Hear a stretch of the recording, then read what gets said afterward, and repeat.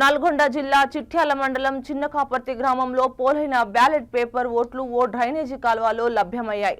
BRS బలపరిచిన అభ్యర్థికి చెందిన కత్తెర గుర్తుకు ఓటు వేసి ఉన్న స్లిప్పులు డ్రైనేజీ కాల్వలో దొరకడం గమనార్హం. విషయం తెలుసుకున్న మాజీ మంత్రి జగదీష్ రెడ్డి, మాజీ ఎమ్మెల్యేలు చిరుమూర్తి లింగయ్య, భూపాల్ రెడ్డి, మాజీ ఎంపీ బడుగుల లింగయ్య యాదవ్లు ఘటనా స్థలానికి చేరుకొని ఎన్నికల అధికారులకు, పోలీసులకు ఫిర్యాదు చేశారు. కాంగ్రెస్ నాయకులు రాజకీయంగా ఎదుర్కోలేక దొంగవారితో రీడింగ్ చేసి బీఆర్ఎస్ బలపరిచిన అభ్యర్థులను ఓడించేలా కుతంత్రాలు చేశారని జగదీశ్వర్ రెడ్డి ఆగ్రహం వ్యక్తం చేశారు.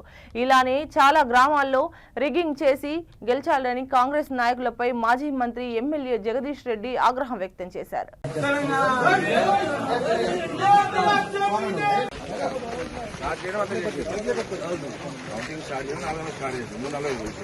రెండంటే మన కట్టలు పెట్టినంట ఏజెంట్ బయటకు 10 నిమిషాలు బయటకు పంపారు ఎక్కడే కాదు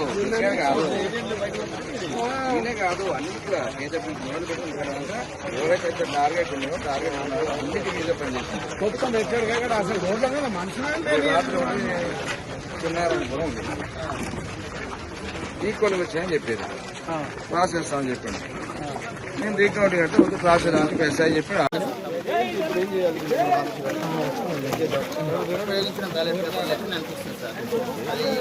అది మీద ఎంత సంతకాలు అంటే